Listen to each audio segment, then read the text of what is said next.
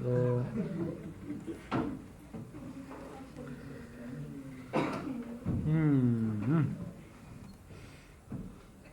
चलिए जी, ERD model हम पढ़ रहे थे और ERD मॉडल की हमने बेसिक चीज़ें कर ली थी।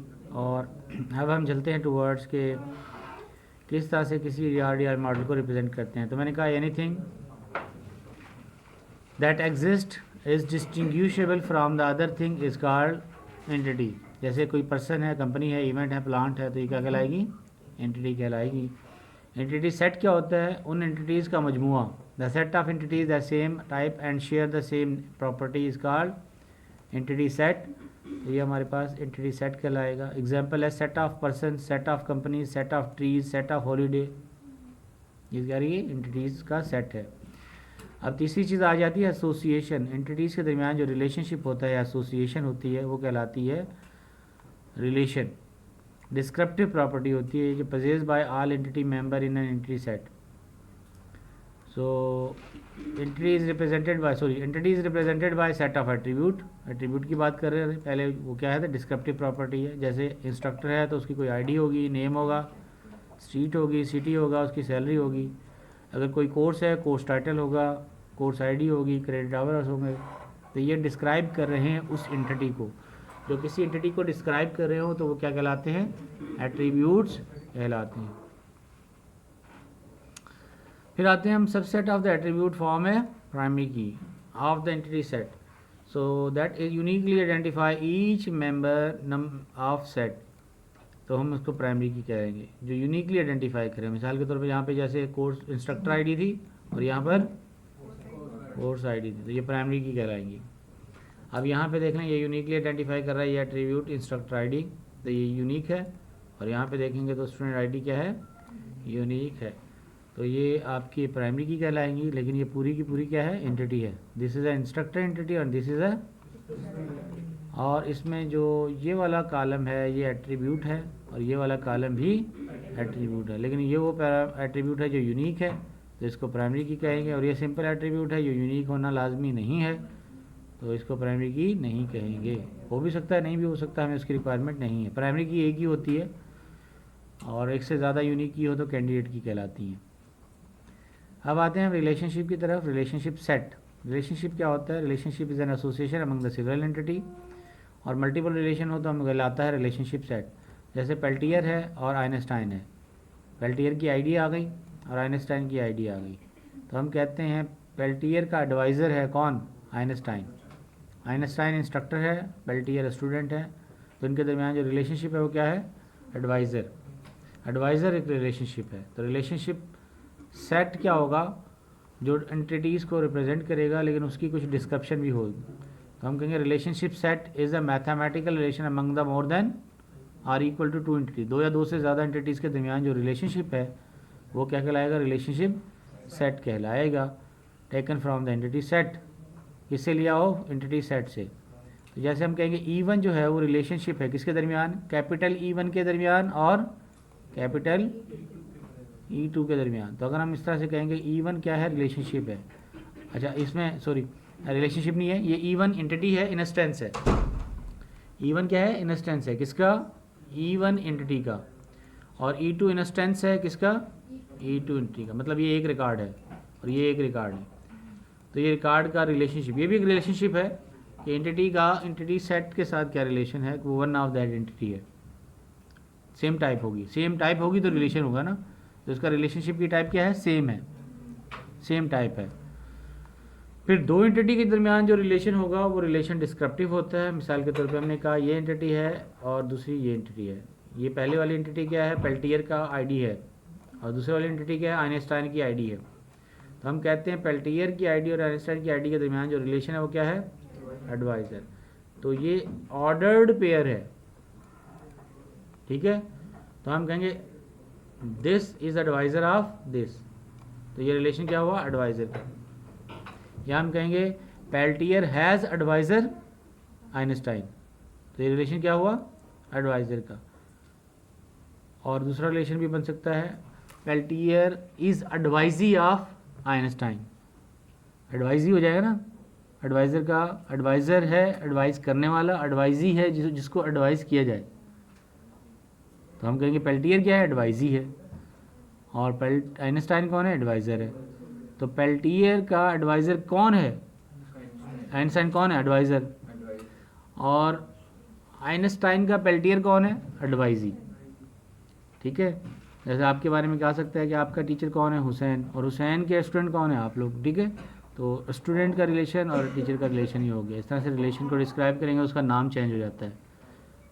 कुछ रिलेशन ऐसे होते हैं जो सिमेट्रिक होते हैं, जिनका नाम चेंज नहीं हो सकता। ठीक है, तो हम कहते हैं कि ए बी की सिस्टर है और बी ए की सिस्टर है, तो दोनों का रिलेशन क्या होगा, सेम ही होगा। और ऐसे रिलेशन को हम क्या कहते हैं, सिमेट्रिक। पढ़ गया है ना सिमेट्रिक प्रॉपर्टी। सिमेट्रिक प्रॉपर्टी क्या है, ए और बी और ए का रिलेशन सेम हो तो हम क्या कहते हैं, सिमेट्रिकल है, ये रिलेशन सिमेट्रिकल। अगर ऐसा नहीं हो तो हम कहते हैं ए सिमेट्रिकल है, ए सिमेट्रिकल। ठीक है, रिलेशन देखिए, पहले आपने ऑर्डर्ड पेयर बनाए थे ना, ऑर्डर्ड पेयर मैंने बताए थे, उसके अंदर जो रिलेशन बनाता है ना, वो एक एसोसिएशन होती है जो ऑर्डर्ड पेयर से निकलते हैं। और ऑर्डर्ड पेयर क्या होता है, दो चीज़ों के दरमियान रिलेशन। फिर रिलेशन की आप स्पेसिफाई करते हैं, जैसे हमने कहा था रिफ्लेक्सिव रिलेशन, पढ़ के आए होंगे आप डिस्क्रीट में, रिफ्लेक्सिव, सिमेट्रिक, एसिमेट्रिक, ट्रांजिटिव, पढ़े थे ना, वो सारे अप्लाई होते हैं यहाँ पे डिस्क्रीट में। ठीक है, तो अगर हम कहें कि HOD जो है वो सुपरवाइज़र है किसका, एम्प्लॉयज़ का, तो HOD इटसेल्फ एम्प्लॉय है, सेट पे किस में आएगा, वो एम्प्लॉय में आएगा। तो ये रिफ्लेक्सिव रिलेशन है। जैसे कहेंगे टीचर पढ़ाता है स्टूडेंट को, तो टीचर टीच अ स्टूडेंट पढ़ाता है टीचर को, नहीं पढ़ाता, तो ये सिमेट्रिकल रिलेशन नहीं है, एसिमेट्रिकल है। लेकिन जैसे मैंने कहा A sister of B and B sister of A, ये कौन सा रिलेशन हो गया, सिमेट्रिकल है। कलीग्स क्या करते हैं आपस में, एक दूसरे की हेल्प करते हैं, तो ए असिस्ट बी, बी असिस्ट ए, असिस्ट कर रहे हैं, एक दूसरे की हेल्प कर रहे हैं, तो ये सिमेट्रिकल है। तो कुछ रिलेशन सिमेट्रिकल होंगे, कुछ रिलेशन रिफ्लेक्सिव होंगे, कुछ रिलेशन एसिमेट्रिकल होंगे, कुछ रिलेशन ट्रांजिटिव होंगे। ठीक है, कुछ रिलेशन ट्रांजिटिव होंगे। मिसाल के तौर पे मुझे कोई अनाउंसमेंट करने की, HOD अनाउंसमेंट करनी है, HOD मुझे कहता है, मैं आपको कहता हूँ, तो इनडायरेक्टली HOD ने आप तक मैसेज पहुँचा दिया, तो ये क्या हुआ, ट्रांजिटिव। ये पढ़ के आए ना सारी प्रॉपर्टी, तो ट्रांजिटिव रिलेशन है। और अगर हम देखें कि आपका और मेरा रिलेशन भी ट्रांजिटिव है, कैसे, कोर्स के ज़रिए, I teach database, you study database, so मेरा और आपका रिलेशन कैसे बना, ट्रांजिटिव बना, थ्रू डेटाबेस। अगर डेटाबेस ना होता तो मैं नहीं होता आपके साथ, टीचर नहीं होता। ठीक है, तो ये जो लिंक एस्टेब्लिश कर रहा है, कोर्स कर रहा है, तो मेरा कोर्स से रिलेशन है, कोर्स का आपसे रिलेशन है, तो इस तरह से मेरा आपसे रिलेशन है।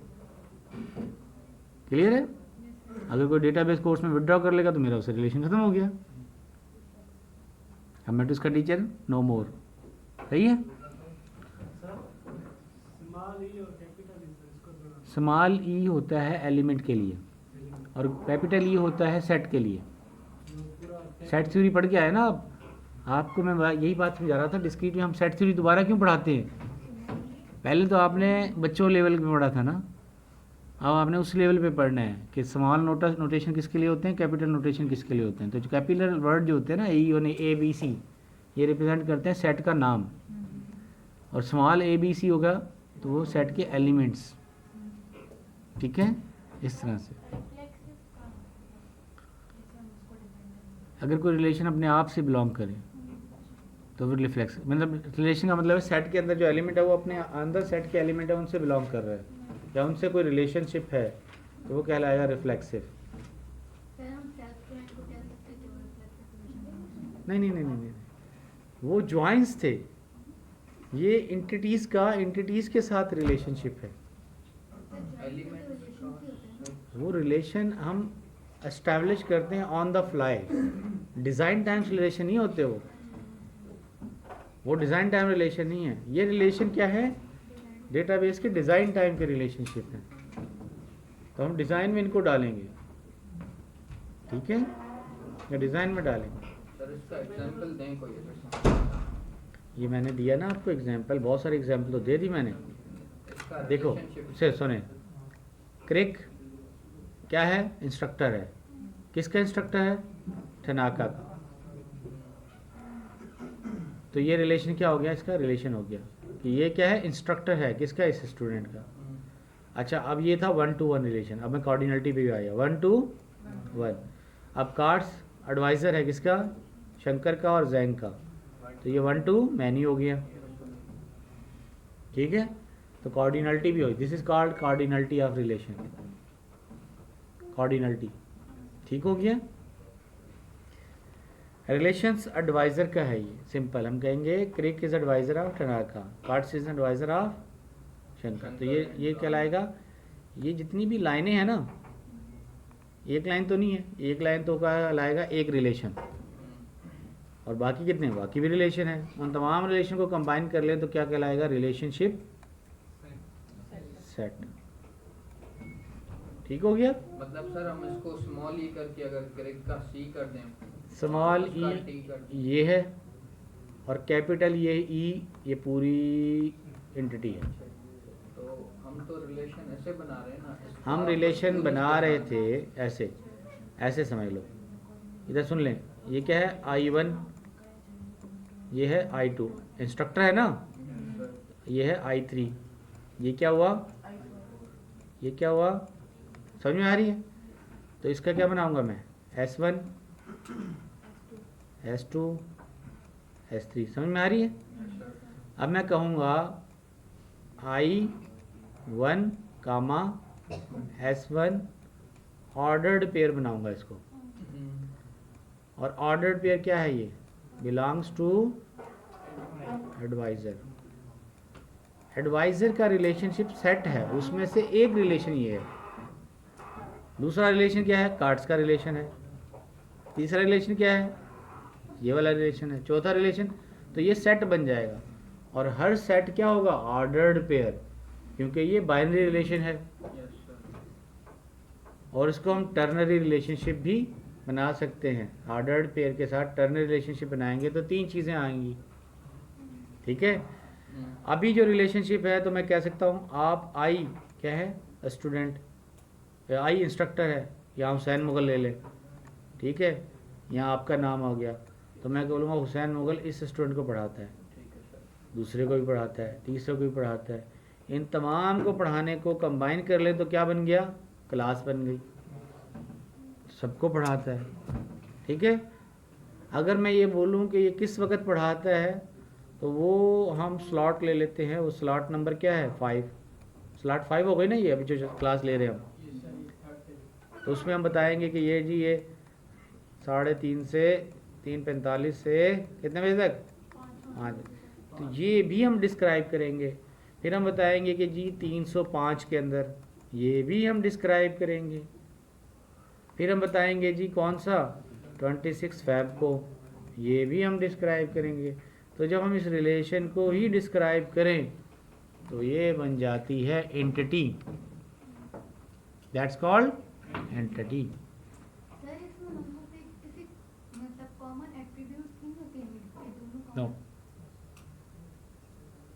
सर ये मतलब एक स्कीमा में हम लोग डिफाइन कर रहे थे कि इसका रिलेशन हाँ, रिलेशन जब बनाते हैं ना तो हम कॉमन एट्रीब्यूट अटैच करते हैं,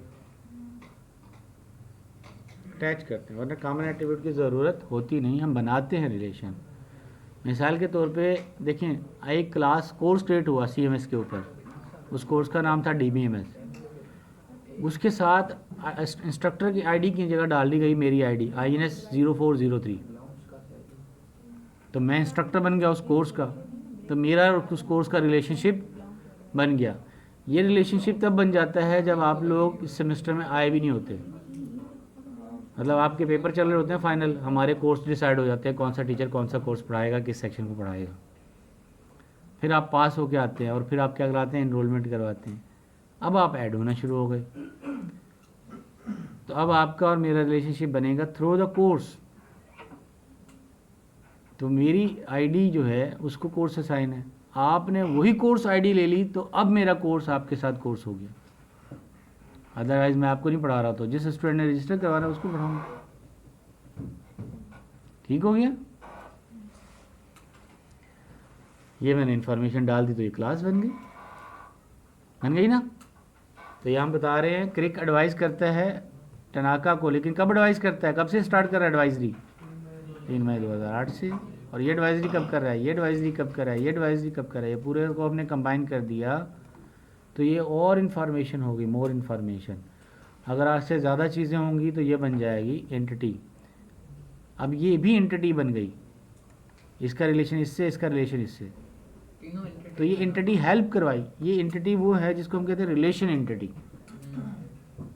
यानी एक्चुअली ये रिलेशनशिप है लेकिन उस रिलेशन को भी हम उसकी इन्फॉर्मेशन और ज़्यादा कैप्चर कर रहे हैं, डिटेल उसकी ले रहे हैं उस रिलेशनशिप की। तो डिटेल को स्टोर करने के लिए हमें क्या बनाना पड़ेगा, टेबल बनाना पड़ेगा। और टेबल क्या होता है, एंटिटी होती है बस। अगर बाइनरी रिलेशन होगा और कोई और एट्रीब्यूट नहीं है स्टोर करना, तो हम जस्ट क्या करते हैं, उसका तरीका समझ लें। मैं क्रिक की जो आईडी है वो इसके साथ लगा दूं यहाँ पे, तो ये हो जाएगा कि ये टीचर, ये इसका नाम और ये इसका स्टूडेंट, ठीक है। दूसरा तरीका होगा कि मैं टनाका की आईडी उठा के क्या कर दूं, क्रिक के साथ डाल दूं, यहाँ डाल दूं, ये भी सही है। दोनों सूरतों में ये क्या है, ओके। या तो ये कर दूं या वो कर दूं। कैसे एसोसिएशन एस्टैब्लिश करेंगे, ठीक है, ऐसी होगी ना, Yes, sir. इससे अलावा तो कोई तरीका नहीं है। सब समझ आ गया। क्या, मतलब थर्ड आ जाएगी ना टेबल। थर्ड तो यही है ना बीच वाले। ठीक है, फिर इनके बीच में तो सर यही रिलेशन होगा। यही रिलेशन होगा ना, ठीक हो गया, सही बात यही पॉसिबल। समझ में आ गई। क्या नाम है तुम्हारा, राजीव। राजीव की एग्जाम्पल, माइंड तो नहीं करोगे, एग्जाम्पल तक समझाऊँ तुम्हें, समझा दें सर मसला। ठीक है। चले मैं एब्स्ट्रैक्ट वे में कर लेता हूँ। देखिए ऐसी एग्जांपल देता हूँ जिससे तुम शाम के सो रहे हो ना, फ्रेश हो जाओगे। जो हमारा मैरिज सिस्टम है, मैरिज सिस्टम में क्या होगा, एसोसिएशन इस्टेब्लिश होती है, ठीक है। तो या तो लड़की रुखसत होके कहाँ आएगी, लड़के घर, या लड़का रुखसत होके कहाँ आएगा, ठीक है, तभी इस्टेब्लिश होगा ना रिलेशन। तो अब यहाँ पे हम कहते हैं 1 to 1 रिलेशन है, तो यही पॉसिबिलिटी है, या तो उस टेबल के साथ वो जोड़ दो या उस टेबल के साथ वो जोड़ दो, तभी तो एसोसिएशन होगी। आप कहते हैं नहीं, लड़का भी अपना घर छोड़ दे, लड़की भी अपना घर छोड़ दे, एक नया घर बनाते हैं, तो नया एड्रेस आएगा, तो उसमें लिखना पड़ेगा वो एड्रेस कहाँ है, कॉलोनी कहाँ है, रहना कब से है, कब से स्टार्ट हुआ, किराया कितना है, ठीक है। तो उसकी फिर इंफॉर्मेशन अलग कैप्चर होगी।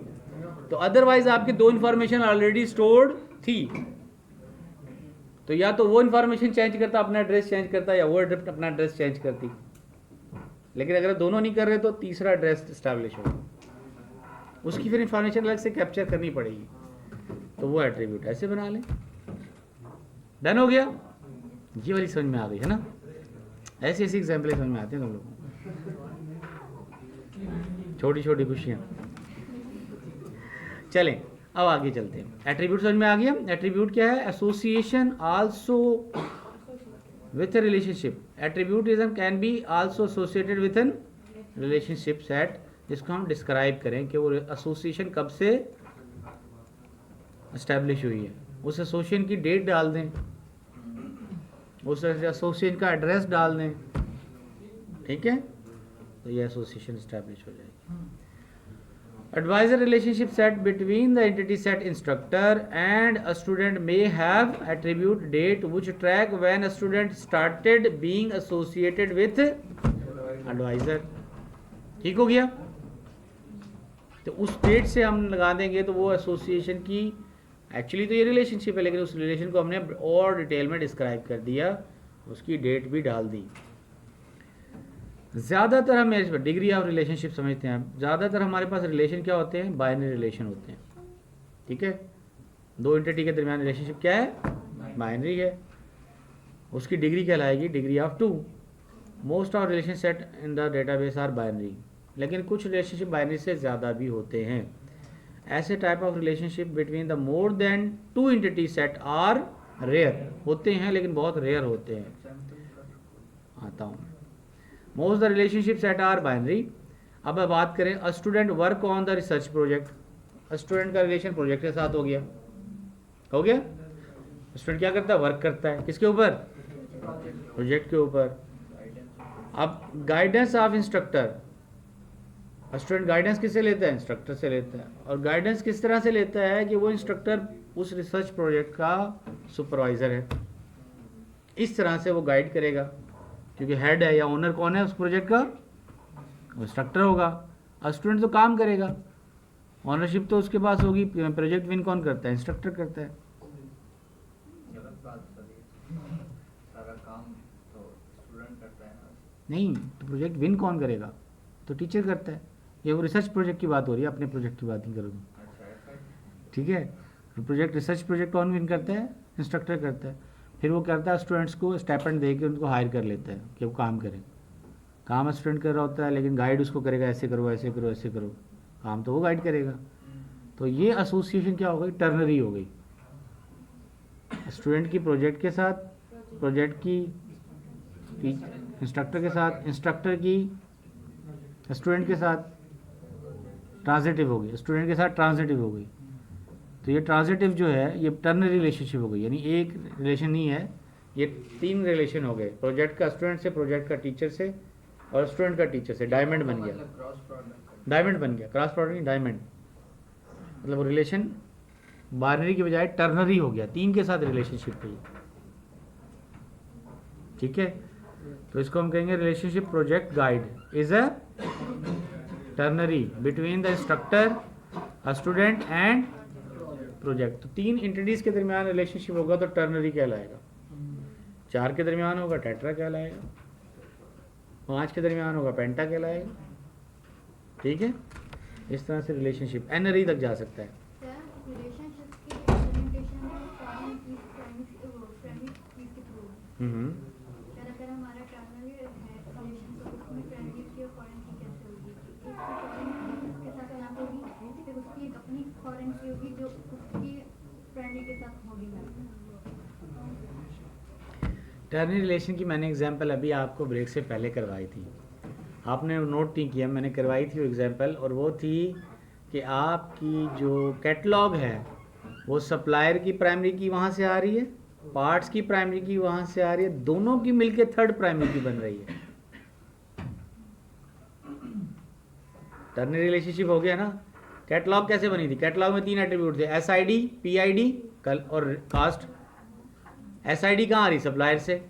PID कहाँ आ रही है, पार्ट से। 2 रिलेशन हो गए, दोनों को मिला के तीसरी आईडी बन गई कैटलॉग। तो 3 एट्रीब्यूट कनेक्ट हो, 3 रिलेशन कनेक्ट हो गए ना। वैसे तो 2 है ना, रिलेशन तो 2 है, तीसरा कैटलॉग जो है, ये तो रिलेशन तो नहीं होना, टेबल नहीं होना, रिलेशन तो 2 ही है ना। लेकिन वो रिलेशन 2 को कनेक्ट कर रहा है ना, 2 टेबल को कनेक्ट कर रहा है। देखें आपके पास एक थी सप्लायर आईडी, दूसरी थी आपके पास पार्ट्स आईडी, इन दोनों को मिला के आपने तीसरी प्राइमरी की बना दी। वो दोनों इंडिपेंडेंट प्राइमरी की हैं और इन दोनों को मिला के भी एक प्राइमरी की है। तब जाके आपने कहा कॉस्ट क्या है, कॉस्ट का एट्रीब्यूट कब बना, तब। ठीक हो गया। तो ये टर्नरी रिलेशनशिप हो गया, 3 टेबल का रिलेशनशिप ऐसे बन गया। हम तीसरे रिलेशनशिप में उसने एक एट्रीब्यूट भी रख दिया कास्ट, तो हमने बाइनरी रिलेशनशिप को डिस्क्राइब कर दिया। या अगर हम कहें कि ये कैटलॉग बाइनरी रिलेशनशिप नहीं है बल्कि ये बाइनरी ये एंटिटी है, तो हम कहेंगे फिर ये रिलेशनशिप टर्नरी हो गया। ये दोनों बात इक्विवेलेंट हैं। या तो हम तीसरे को कहते हैं रिलेशनशिप है लेकिन एज एन एंटिटी डिस्क्राइब हुआ है, या हम कहते हैं कि वो एंटिटी है लेकिन ये दोनों टेबल में मज़ीद रिलेशन इस्टेब्लिश कर रही है और अपने आप में रिलेशनशिप भी इस्टेब्लिश कर रही है। तो 3 का रिलेशनशिप जोड़ दिया हमने, वो टर्नरी रिलेशनशिप हो गया। ठीक है, ओके, सो दैट वाज। अब आते हैं towards express the number of entities to which another entity can be associated by relationship set.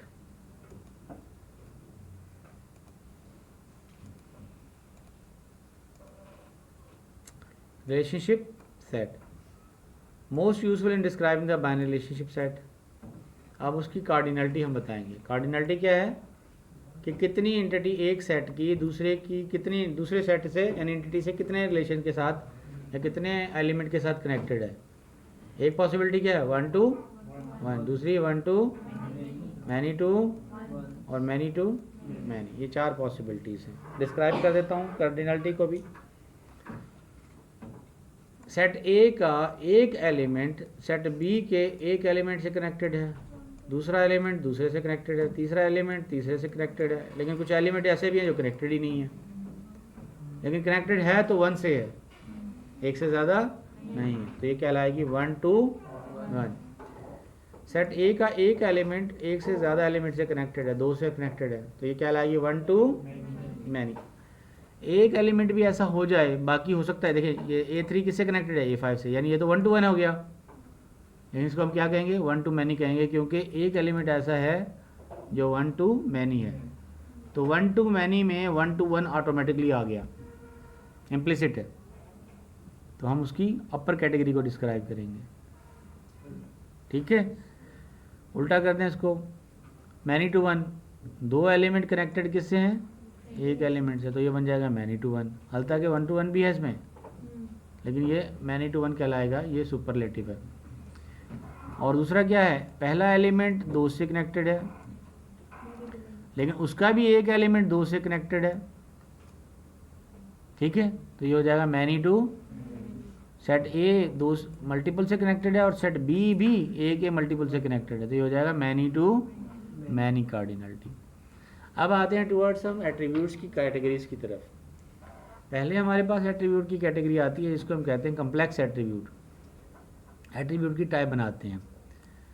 पहला एट्रीब्यूट है सिंपल, जिसके अंदर सिंगल वैल्यू हो, जैसे first name, last name, age, अब एटसेट्रा, डेट ऑफ बर्थ। ये सारे एट्रीब्यूट क्या है, सिंपल एट्रीब्यूट है, जिसके अंदर सिंपल वैल्यू है। Another attribute is called composite attribute. अगर आप एक से ज़्यादा एट्रीब्यूट को मिला के बनाएं तो वो कहलाएंगे कंपोजिट एट्रीब्यूट। जैसे कि फर्स्ट नेम, मिडिल नेम और लास्ट नेम, इन तीनों को मिला के आप फुल नेम बना दें, ठीक है। फुल नेम बना देंगे तो क्या हो जाएगा, क्या हो जाएगा भाई, बंद कर दो इसको, अब सुनोगे। फर्स्ट नेम, मिडिल नेम और लास्ट नेम तीनों को मिला के बना देंगे तो क्या हो जाएगा, कंपोजिट एट्रीब्यूट, ठीक है। क्लास में बैठे तो फोकस करें, क्लास इंपॉर्टेंट है। फिर आता है हमारे पास सिंगल वैल्यू एट्रीब्यूट। कुछ एट्रीब्यूट होते हैं जिसमें सिंगल वैल्यू आती है। मिसाल के तौर पे फर्स्ट नेम में क्या आएगा, नेम ही आएगा, कोई और चीज़ तो नहीं आ सकती, तो सिंपल और ठीक है। सिंपल भी है और सिंगल वैल्यू भी है। मैं आता हूँ उसे, अब अगर मल्टी वैल्यू समझेंगे ना तो समझ में आ जाएगा। कुछ एट्रीब्यूट हैं जो सिंगल वैल्यू हैं और कुछ एट्रीब्यूट मल्टी वैल्यू। इस लिहाज से हमने सिंगल और मल्टी कहा। सिंगल वैल्यू में क्या है, मतलब वैल्यू सिंगल आएगी और वो वैल्यू कुछ भी हो सकती है, लेकिन एक से ज़्यादा वैल्यू नहीं आ सकती। कुछ एट्रीब्यूट होंगे जिसमें मल्टीपल वैल्यू आएंगी, जैसे कि फ़ोन नंबर। अक्सर लोगों के पास 2 मोबाइल नंबर हैं, तो आप कौन सा कहेंगे, 2 नंबर है मेरे पास। कोई कॉन्टैक्ट नंबर पूछे तो आप फिर पूछते हैं कौन से वाला दूँ, मोबाइलिंग वाला, जैस वाला, येस वाला या यूफोन वाला, है ना, बताते ना। तो क्या हुआ, डेटाबेस में कौन सा एंटर करवाना है। आपसे कोई पूछे फ़ोन नंबर, फिर आप सोचेंगे कौन से वाला लिखवाऊँ इसको, या आप दोनों लिखवाएंगे, जहाँ ज़्यादा इंपॉर्टेंट हो तो वहाँ दोनों लिखवाएंगे। तो ये क्या कहलाएगा, मल्टी वैल्यू। ईमेल एड्रेस भी आपके 2 होते हैं, एक पर्सनल दूसरा प्रोफेशनल। एक तो आपको आईपी का स्टूडेंट ईमेल एड्रेस मिला हुआ है, दूसरा आपने पर्सनल जीमेल वाला ही बनाया हुआ है फेसबुक के लिए, ठीक है। बल्कि हो सकता है कई जीमेल बनाए हों। तो ये कहलाएगा multi value attribute. Email address क्या है, multi value attribute. Phone number क्या है, multi value attribute. Another attribute is called derived attribute. वो खुद से एट्रीब्यूट नहीं है, लेकिन वो किसी और एट्रीब्यूट से निकाल के बनाया गया है। मिसाल के तौर पे एज। एज कहाँ से निकाली जा सकती है, डेट ऑफ बर्थ से। आप डेट ऑफ बर्थ दें, उसकी एज नहीं कैलकुलेट हो जाएगी, आज की एज कितनी है। करंट डेट से माइनस कर दें डेट ऑफ बर्थ तो उसको मिल जाएगी, ठीक है, आज की एज मिल जाएगी। क्लियर है, दैट्स कॉल्ड ड्राइव्ड एट्रीब्यूट। हमारा मल्टी वैल्यूड एट्रीब्यूट से तो ये हम डेटाबेस में इंप्लीमेंट मल्टी वैल्यू वाला, ये वो जगह है जहाँ पे आके आपको नॉर्मलाइजेशन अप्लाई करनी पड़ती है। अगर आप मल्टीपल वैल्यू एक एट्रीब्यूट में लिखेंगे ओके है, तो वो मल्टी वैल्यू एट्रीब्यूट बन जाएगा। लेकिन अगर ये डेटाबेस में आपके पास तमाम एंटिटीज़ के ऊपर एप्लीकेबल है, तो बजाय कि आप मल्टी वैल्यू के अंदर डेटा लिखें तो वो आपका सर्चिंग में प्रॉब्लम करेगा। सर्चिंग में प्रॉब्लम करेगा ना, तो आपको फिर सर्चिंग के लिए रेगुलर एक्सप्रेशन यूज़ करने पड़ेंगे। वो पढ़ेंगे आप जाके आगे लैब में आएंगे। रेगुलर एक्सप्रेशन सर्चिंग के लिए परसेंटेज साइन लगाएंगे स्लैश, वो रेगुलर एक्सप्रेशन से सर्च करेंगे, डायरेक्ट सर्च नहीं होगा। Matching one two one match नहीं होगा। ये दो नंबर हैं, कामा से सेपरेटेड हैं, किसी ने कामा लगा दिया, किसी ने सेमीकोलन लगा दिया, 2 नंबर इंटर करते वक्त, तो मैचिंग में प्रॉब्लम आएगा। अगेन मैंने कहा देखिए, आपका डेटाबेस गुड और बैड पे डिज़ाइन करते हैं। अब मैं सिनेरियो दूंगा ना, आप समझ में आ जाएगा। अगर मेरे पास जो डेटा मैं कलेक्ट कर रहा हूँ, मैं लेट्स सपोज मैं स्टूडेंट से डेटा ले रहा हूँ, और स्टूडेंट में मेरे पास हैं 1 मिलियन स्टूडेंट, 10 लाख, ठीक है। उन 10 लाख स्टूडेंट में मेरे पास सिर्फ 2 स्टूडेंट ऐसे हैं जिनके नंबर 1 से ज़्यादा हैं कॉन्टैक्ट नंबर, बाकी सबका एक ही नंबर है। समझ में आ रही है बात? तो अगर मैं कॉन्टैक्ट नंबर 1 और कॉन्टैक्ट नंबर 2 डेटाबेस में 2 कॉलम बनाऊंगा, तो मेरे 9,99,998 नंबर जो हैं कॉलम खाली जाएंगे, मेमोरी वेस्ट होगी। तो मैं वहाँ कहूँगा भाई मल्टी वैल्यू अलाउ कर दो उसको, सिर्फ 2 में प्रॉब्लम आएगा ना सर्चिंग में, बाकी तो एक ही दफ़ा सर्च हो जाएंगे। क्लियर? लेकिन अगर आपके उल्टा कर दें इसको, 90% लोगों के डबल कॉन्टैक्ट नंबर हैं, फिर 2 कॉलम वाला बनाए। तो it based on the design of your database. और ये आप यूज़र से पूछते हैं कि आप किस तरह से डेटाबेस डिज़ाइन करवाना चाहते हैं। आपके बिजनेस डोमेन में मल्टीपल नंबर होना गुड थिंग है या बैड थिंग है? अगर आपको वो कहते हैं नहीं एक ही नंबर काफ़ी है भाई, तो अगर कोई ऐसा बंदा आएगा वो कहेगा मेरे पास 2 नंबर, बोलो एक बताओ कोई, ठीक है, दूसरे को आप एलिमिनेट कर दें। और कोई कहता है मल्टीपल नंबर होना बेटर है, तो 2 कॉलम बना दें। और अगर वो कहता है दोनों अलाउ करें, मल्टीपल भी और सिंगल भी, रिस्ट्रिक्शन ना डालें, तो आप फिर ऐसे सिनेरियो में दूसरा क्वेश्चन ये होगा जो मैंने पूछा, कितने % लोगों के पास मल्टीपल वैल्यू होगी, फिर डिज़ाइन करेंगे। क्योंकि उसको नहीं पता ये मेमोरी ऑप्टिमाइजेशन क्या होगा, सर्चिंग में क्या डिफ़िकल्टी आएगी, उसको नहीं पता ये। वो तो ये है कि जब आप सर्च करेगा और उसको सर्च नहीं होगा और वो डेटा एग्जिस्ट करेगा, तो वो आपको करेगा बेकार डेटाबेस बनाया तुमने, इसमें तो ये हो ही नहीं रहा, मैंने डेटा एंटर किया सर्च नहीं हो रहा। आप कहेंगे मैं रेगुलर एक्सप्रेशन लगा दूं सबके लिए, बैकएंड पे आपने रेगुलर एक्सप्रेशन लगा दिया। अब वो 9,99,998 नंबर ऐसे हैं जो बगैर रेगुलर एक्सप्रेशन के सर्च हो सकते थे, आपने उनको भी रेगुलर एक्सप्रेशन से गुजार दिया। और रेगुलर एक्सप्रेशन कम्प्लेक्सिटी है, पहले कंप्यूट करेगा फिर चलेगा, तो स्लो हो जाएगा सिस्टम। ठीक है, इतना आसान नहीं है ये चीज़ें, समझना है उसको उस लेवल पे, तब आप अप्लाई कर सकते हैं। ठीक हो गया? ठीक है, ड्राइव एट्रीब्यूट कंसेप्ट समझ में आ गया, मल्टी वैल्यू का आ गया। हो गया डोमेन।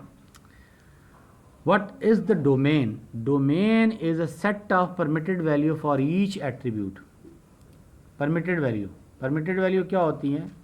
अगर आपने डोमेन बनाया और डोमेन बता दिया सैलरी, और सैलरी के अंदर आप लिख दें हाउ आर यू,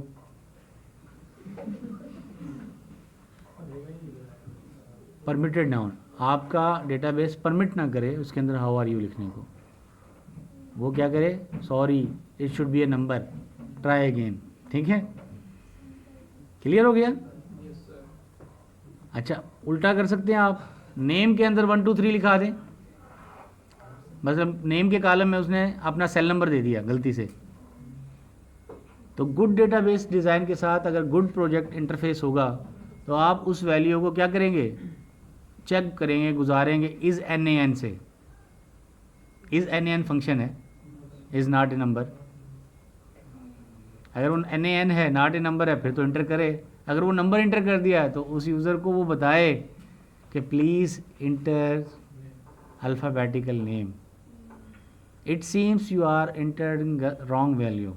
ठीक है, इस तरह से यूज़र तो बादशाह है, वो कुछ भी लिखेगा। Developer is responsible for designing A smart system. Done हो गया। तो हम कहेंगे permitted value for each attribute, जो होती हैं परमिशन, उसको हम कहते हैं डोमेन। कंपोजिट एट्रीब्यूट, एग्जांपल दे दी मैं, एग्जांपल देख लें। नेम क्या है? Full name, first name, middle name, और एड्रेस का क्या हो सकता है? Street, city, postal code. Street को फर्दर डिस्क्राइब कर सकते हैं, स्ट्रीट नंबर, अपार्टमेंट नंबर, ठीक है। अच्छा, अब ये क्या कहलाएगा? ये कहलाएगा कंपोजिट एट्रीब्यूट। और ये फर्स्ट नेम क्या कहलाएगा? कंपोनेंट ऑफ एट्रीब्यूट, ठीक है। उस कंपोजिट एट्रीब्यूट के जो पार्ट्स होंगे वो कहलाएंगे कंपोनेंट ऑफ दैट एट्रीब्यूट। अब आती है एक कॉन्सेप्ट वीक एंटिटी, ठीक है। अब आपने देखा होगा जितने भी मेरे लेक्चर स्लाइड्स बने हुए हैं वो ऐसे बने हुए हैं कि to the point, precise and concise concepts को समझाया जा सके। डिस्क्रिप्शन बहुत कम होती है, ऐसे ही है। लेकिन एक हमने डिस्क्रिप्शन ज़्यादा डाली है ये समझाने के लिए, या आपको ये समझाएं कि पेपर में जब पूछा जाए what is a weak entity, तो आपको कितनी टेक्स्ट लिखनी होगी, किस तरह से लिखनी होगी। तो इसके ऊपर छोटा सा पॉइंट के ऊपर मैंने 3 स्लाइडें बनाई हैं, ये यूँ इस तरह से लिखना है। पॉइंट तो छोटा सा है, कॉन्सेप्ट छोटा सा है, लेकिन आप जब एलोबरेट करेंगे उसको पेपर में, तो it should convey all that information जो आप पूछते हैं सवालों में और मैं जवाब में देता हूँ, उसको आप कन्वर्ट करेंगे टेक्सचुअल फॉर्म में। असल में वो जो प्रिसाइज कंटेंट्स बना के लाई जाती हैं वो इसीलिए लाई जाती हैं कि अगर मैं सारी ही चीज़ें मैं खुद बता दूँ तो आप तो सो रहे होंगे।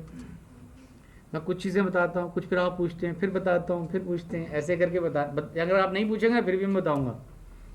लेकिन मैं सोच रहा होता हूँ कि स्टूडेंट सवाल पूछे तो फिर मैं उसको एग्जांपल दूँ, फिर एलोबरेट करूँ, ताकि एक्टिवनेस रहे क्लास में।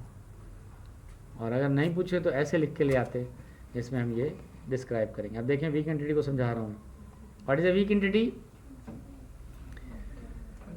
Consider section entry. सेक्शन क्या है? कौन सा सेक्शन है आपका? डी। ये एंटिटी है। Section is a entity which is uniquely identified by course ID, then ठीक है। और इसको हम मिला के हम कहते हैं सेक्शन आईडी के साथ मिलाएंगे। 4 एट्रीब्यूट हो जाएंगे। कौन कौन से? Course ID, semester, year and section. अब सेक्शन बोले ए है, यूनिवर्सिटी के अंदर बोले सेक्शन ए या सेक्शन डी, क्या समझ में आता है? कुछ भी नहीं। बोले DBMS D, full information, no. DBMS D of 2004 अभी भी फुल नहीं है।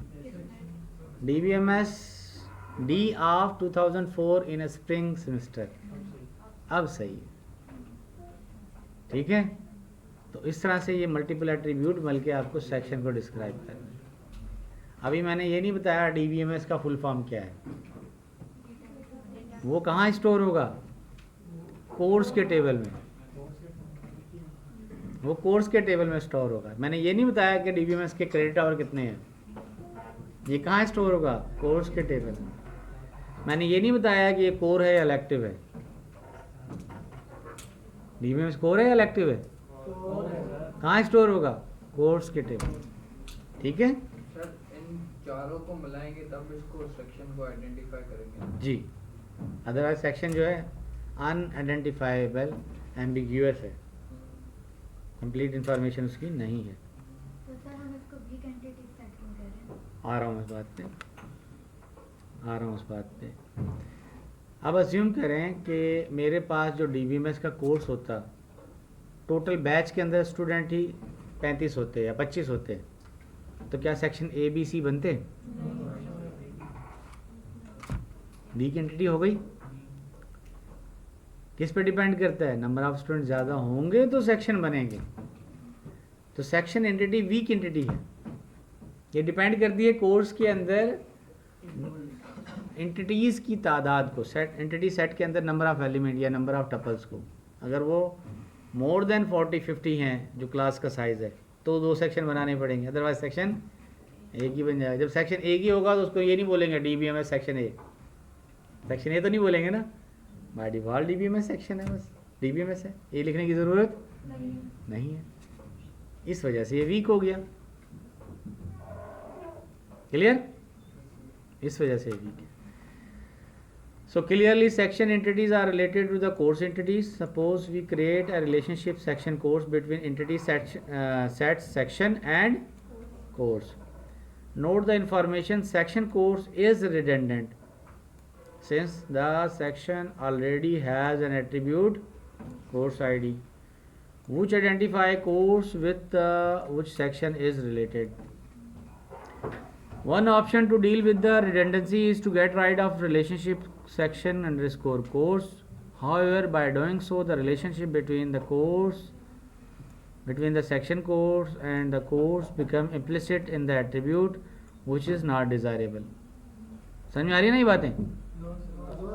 जब आप लिखेंगे फिर मैं कैसे समझूंगा? ठीक है, आप भी तो ऐसी ऐसी इंग्लिश लिखेंगे ना, फिर मुझे समझ के नंबर भी देने हैं। चलें पहले पढ़ लेता हूँ पूरा, फिर समझाना कैसे समझाऊंगा एक साथ। An alternative way of dealing to deal with, अच्छा गौर से सुनिएगा तो समझ में आएगी। सोए नहीं, अख पुटलो हो रहा है। Deal with the an alternative way to deal with the redundancy is not to store attribute course ID in a section identity, to only store the remaining attribute section ID, year, semester. However, the entity set section then does not have enough attribute to identify a particular section entity uniquely. Although each section entity is distinct, section for different courses may share the same section ID, year and semester. To deal with this problem, to treat the relationship section course as a special relationship and the previous extra information in this section, the course ID required to identify section entity uniquely. Notion of the weak entity formalizes the above intuition. The weak entity set is one whose existence is dependent on another activity called identifying entity. Instead of associating the primary key with the weak entity, we use identifying entity along with the extra attribute called discriminator to uniquely identifying the weak entity. An entity set is a weak entity set is termed as a strong entity. Every weak entity must be associated with an identifying entity, that is, weak entity set is said to be existence dependent on the identifying entity set. Identifying entity set is said to own weak entity set that is identifies. Relationship associating the weak entity set with the identifying entity set is called identifying relation. Note the relational schema we eventually create from the entity set section does have the attribute course ID for the reason that will become clear later, even though we have dropped the attribute course ID from the entity section. अब आप अंदाज़ा करें कि जब आप इतनी बड़ी कहानी लिखते हैं और उसमें काम की बातें 2-4 भी नहीं होती,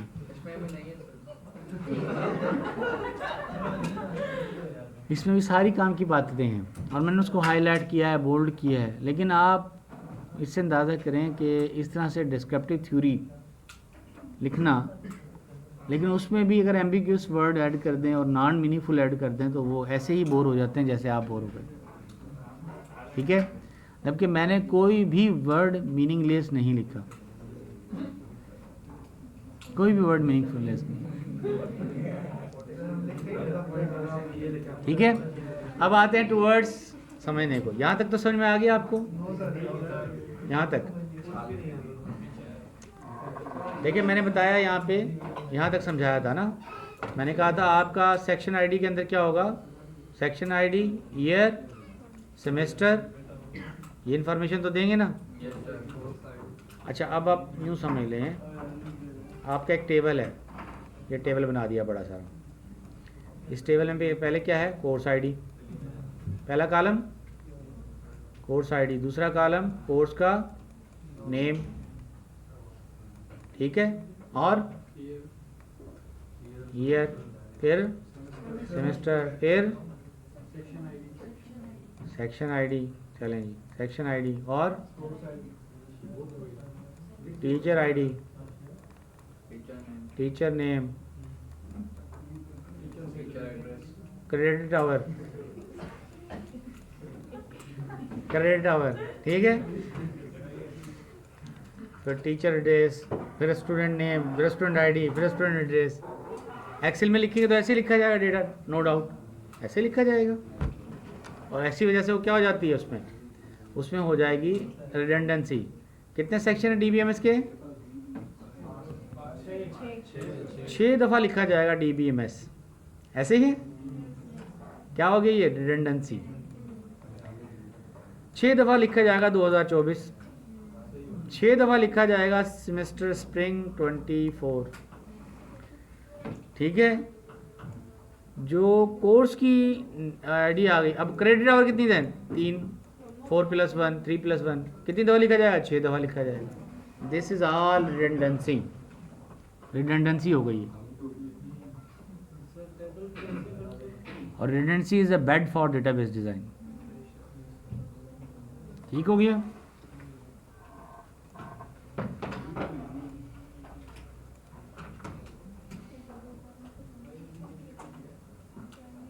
तो सर इसके लिए फिर हम ऐसे करेंगे कि जो सेक्शन का एक ना टेबल अलग बना लेंगे और उसमें प्रोवाइडेड इन्फॉर्मेशन दे अब इसको समझे, अब इस लाइन को समझे, अब लाइन समझ में आएगी। To deal with this problem we treat relationship section course as a special relationship that provide extra information. तो आप क्या करेंगे, आप एक अलग से टेबल बनाएंगे, और उस टेबल में क्या यूज़ करेंगे, सिर्फ उस टेबल में आप यूज़ करेंगे, यहाँ लिख लेता हूँ मैं, सेक्शन आईडी, ईयर, सेमेस्टर, बस, हाँ टीचर आईडी लगा लें, टीचर आईडी, ठीक है, टीचर आईडी, ये 4 कॉलम ले लिया आपने। अब ये रिपीट नहीं होंगे, आईडीज़ यूज़ कर रहे हैं और यूनिक हो गया। अब मैंने बताया था शायद पहले भी आपको कि अगर मैं आईडी यूज़ कर रहा हूँ और वो आईडी है 1122, तो 1 बाइट में स्टोर हो जाएगी, 2 बाइट में स्टोर हो जाएगी। लेकिन अगर मैं टीचर का नेम यूज़ करूं, मेरा पूरा नाम लिखिए आप, मोहम्मद हुसैन मुगल पूरा आएगा, एक करैक्टर कितने लेगा? 2 बाइट, जितने करैक्टर होंगे मल्टीप्लाई बाय 2, बीच में 2 स्पेस भी आएंगे। इसमें भी डुप्लीकेट होगी ना डेटा तो? डुप्लीकेट तो दोनों में होगी, डुप्लीकेट तो नहीं, लेकिन पहले में कितना ज़्यादा स्पेस ले रही है और दूसरे में कितना कम ले रही है, पहली बात। दूसरी बात कि उसमें फिर रिपीटेशन जो डेटा आएगा, एक तो मेमोरी वेस्टेज, दूसरा मैंने आपको बताया था कि जब कंपेयर करते हैं ना, आप डेटा सर्च करते हैं, तो numerical comparison is faster than the character comparison. जब आप सर्च करेंगे तो आप कहते हैं सर्च करो मोहम्मद हुसैन मुगल, कॉलम में जाके सर्च करो, मैच करो, तो वो क्या करेगा, हर नाम को लेगा, हर टीचर के नाम को लेगा, वो मैच करेगा, वो करैक्टर बाय करैक्टर, पहला करैक्टर पहले करैक्टर से, दूसरा करैक्टर दूसरे से। अब किसी का नाम मोहम्मद अकरम है, तो उसका मोहम्मद तो पूरा मैच होगा, जब ए आएगा और यहाँ पे एच आएगा तो उसको स्किप कर देगा, फिर नीचे जाएगा, और वो भी अगर इंटेलिजेंट एल्गोरिथम होगा, वरना पूरा ही कंपैरिजन करेगा, ठीक है। लेकिन अगर वो न्यूमेरिक में करें, न्यूमेरिक में कितने डिजिट हैं? 4, तो कंपैरिजन फास्ट हो जाएगी, और अनफैच कर लेगा। ठीक हो गया। सर तो मतलब हम ये भी देखते होंगे कि कौन सा डेटा ज़्यादा जल्दी मतलब सर्च हो सकता है। Exactly, this is a work of designer. क्यों बना रहे हो आप? आपकी स्टूडेंट आईडी क्यों बनाई, मेरी इंस्ट्रक्टर आईडी क्यों बनाई? इंटीजर में, इंटीजर, फास्ट, फिक्स लेंथ,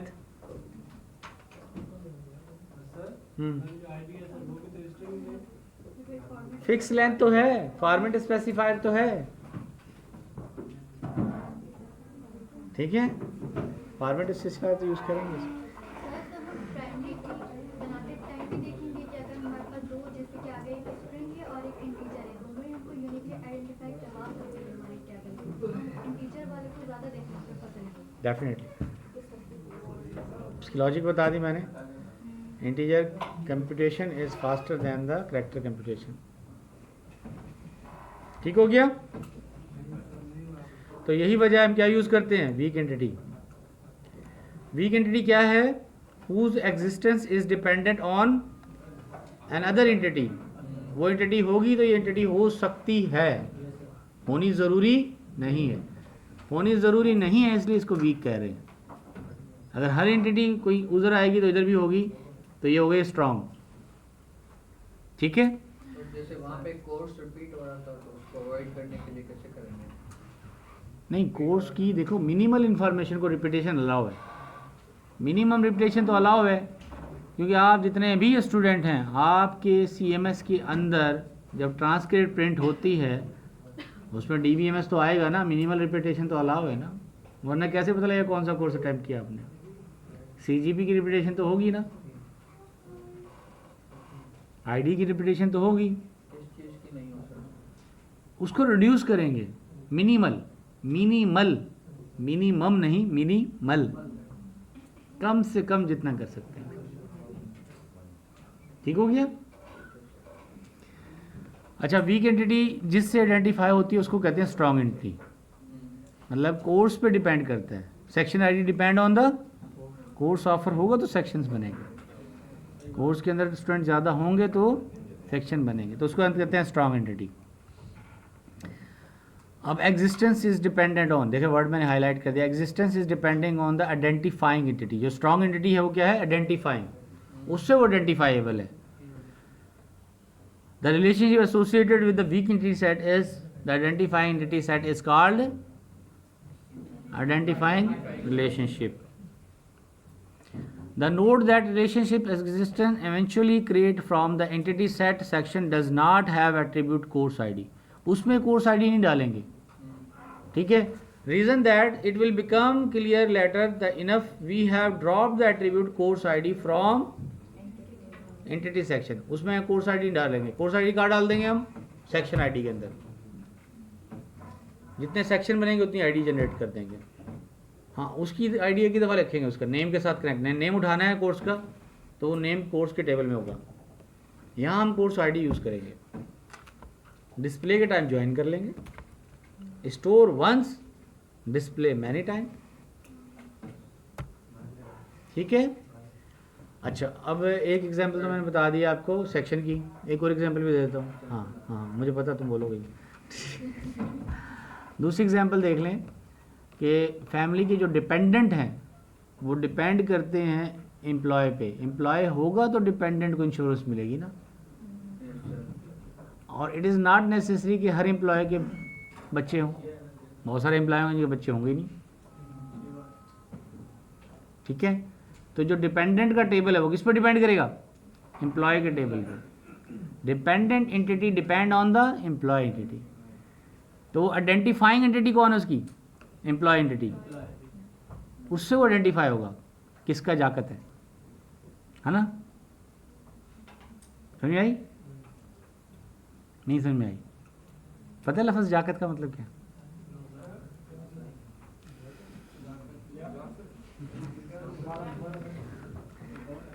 चलिए।